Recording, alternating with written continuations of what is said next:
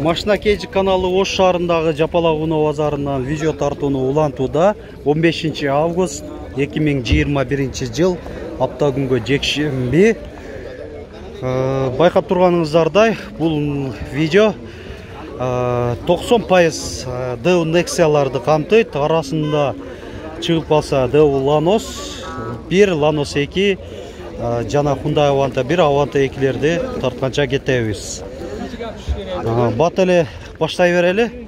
Мо Nexia 1ден Россия транзит номерде экен. 2003, кыймылдаткычтын көлөмү 1.5, 80 000 сом.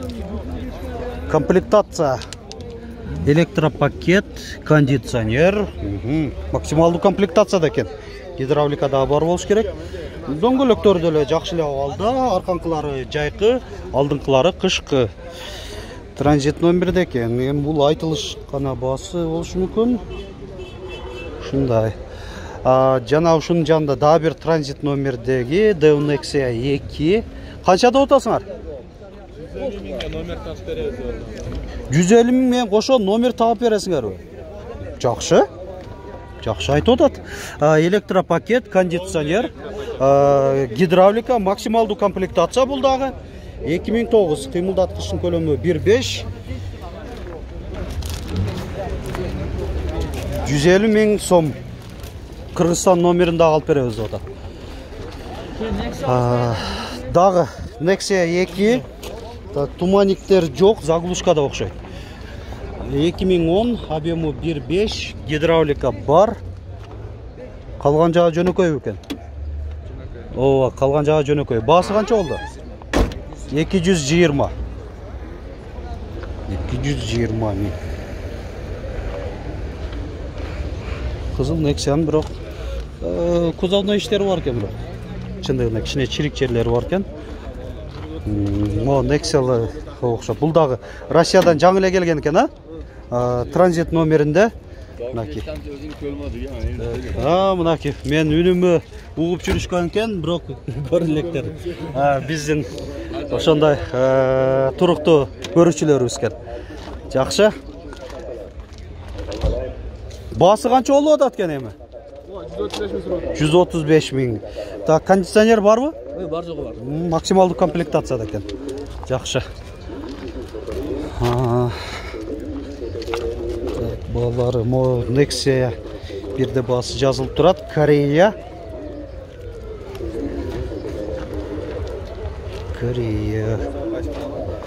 1995, объему 1.5, 95 000 сом. Кореяда да комплектация жакшы болот. Ошол эле гидравлика, электропакет, кондиционер бар.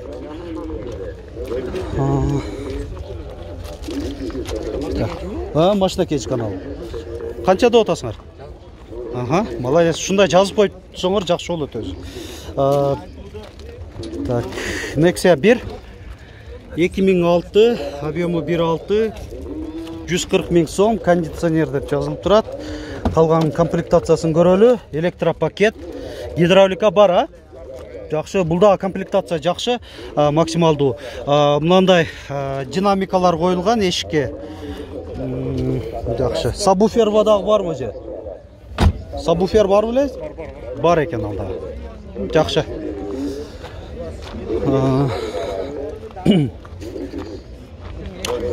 Nexia 1-ди көрсөтөйүн. 4 дөңгөлөгү тең. Жайкы 2006, объему 1.5, 160 000. Эң жөнөкөй эле комплектация окшойт. Nexia 1-ди канчада отасыңар? 150. 2006. Кыймылдаткычтын көлөмү 1.5. Айтмакчы, биздин канал аркылуу дагы ушинтип Унаа базарында туруп да жарыялап сатсаңыздар болот. Биздин байланыш номер 701 118 118. Ушундай кылып туруп биз дагы да жакшынакай форматта кеңирираак маалымат кылып, өзүнчө бөлүк кылып туруп видео кылып чыгарып беребиз. Чалыңыздар. Ушунун аркасында Nexia 1 турат. 2007, кыймылдаткычтын көлөмү 1.5, 160 000 сом.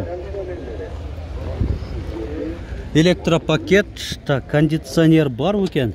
Жок.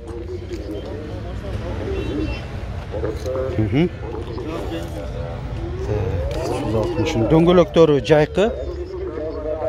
Бул жакта Nexia 2. 4 дөңгөлөк тең кышкы. 2011, кыймылдаткычтын көлөмү 1.6. Газ бензинде, газ жабдыгы да бар екен. Электропакет, кондиционер жок, гидравлика барбы? Бар екен. Баасы канча деп атасың? 220 000 сом. Deo Lanos 2, а? Корея 2002, кыймылдаткычтын көлөмү 1.5, коробка автомат. Кореяда комплектация жакшы, ошол эле 4 айнектен электро көтөргүчтүү, гидравлика, кондиционер бар. Баасы 220 000 сом. Азыр кардарлар келип, унан текшерип атышат. Аларга да көп тосолук жаратпай эле коелу. Nexia 2 кайрылып берели. 2011, кыймылдаткычтын көлөмү 1.6, 140 000 сом. Deo Matiz унааларына алмашуу жолдору бар экен. Кыргызстан номеринде экен бирок. Жакшы эле баасы. Так, аркаңкы тарабын көрсөтөйүн. Дөңгөлөктөрү ушундай куюлган жистерде. Алдыңкылары жайкы, аркаңкылары кышкы экен, Мында самодельный алдыңкы айнектер электро көтөргүч кылыптыр. Гидравлика деле жокпу? Кондиционер жок. Эң жөнөкөй комплектация экен өзү. Машина кежик каналы. Колго тээр баасы канча болуп калат? 130 элеби? 10 000 сом эле түшөсүнбү? Аян принципи тура. Чындыгында тура. Мына мотор цек жагында көрсөтүп коеюн. Баасын деле жакшы жазган. 130 000ге берип берем деди Nexia 2-ни.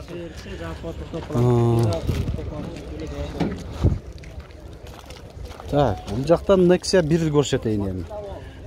Дөңгөлөктөрү жайкы, протекторлары жакшы, жаңыдай эле экен. Жаңыбы? Ошо.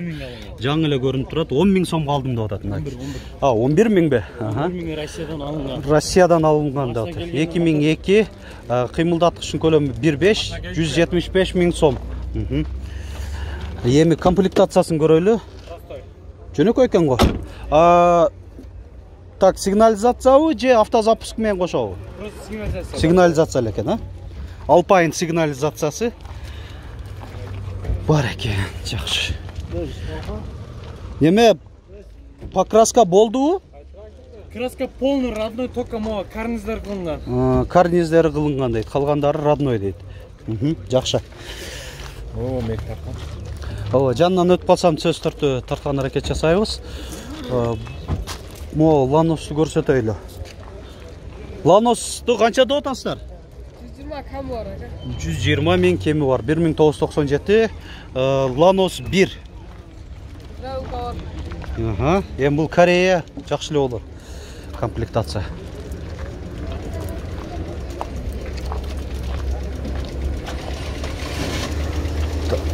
Улан төрсөк. Чыкылдап калып турго бул. Телефондарын тартыш керек да. Nexia 2-ни канча деп атасыңар? 230 000 да барбы? 230 000 экен. 2012 кыймылдаткычтын көлөмү 1.6. Бунда дөңгөлөктөрү жакшы, 4 тең. Жайкы, жаңыдай эле көрүнөт. Электропакет, кондиционер жок. Гидравлика барбы? Бар экен. Орточо комплектацияда. Сигнализация барбы же?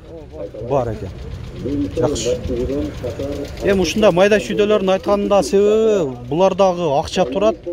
Эми койдурам десеңиздер, азыр алдагы чыгым дегендей. Ошон үчүн айтып коебуз. Hyundai Avante 1 1996, кыймылдаткычтын көлөмү 1.5, 140 000 сом.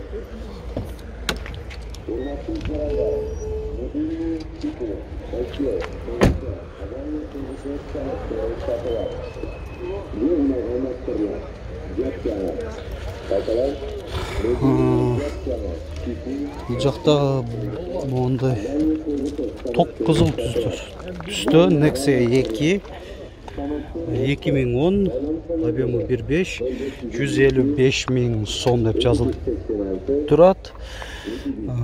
Так, жөнөкөйлө комплектацияда окшойт.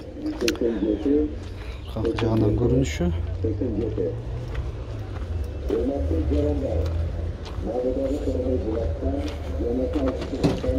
Lanos қанша деп атасыздар? 130 Lanos 1.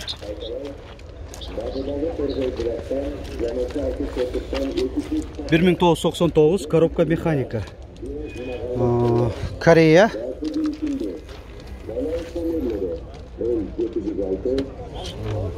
Жақсы. Бұл жақтан Nexia 1.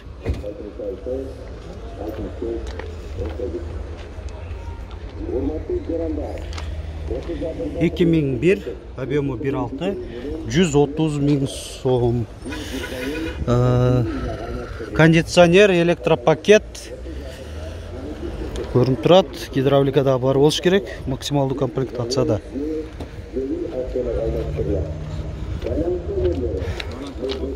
Қайсыны?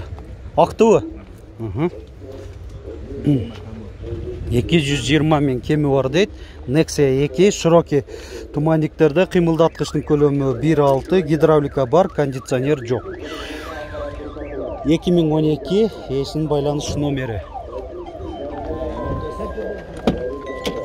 Электропакет.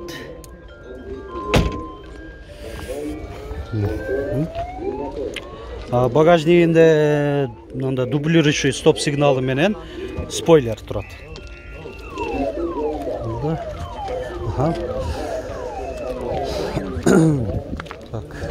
Nexia 2 кичинекей туманниктерде бар. Дөңгөлөктөрү жайкы, 4-12 тең протекторлары жакшы. 2008 кыймылдаткычтын көлөмү 1.6, 160 000 сом.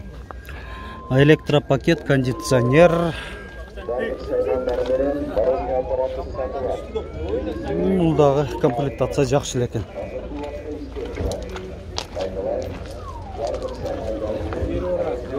Ушуну менен видеобузду жыйынтыктай беребиз. Бүгүнкү тартылган башка видеолорубузду көрүңүздөр. Жаңадан көрүп аткандар жазылыңыздар, подписация баскычын басып, лайк басканды сөзсүз унутпагыла. Эң негизгиси бизге лайк.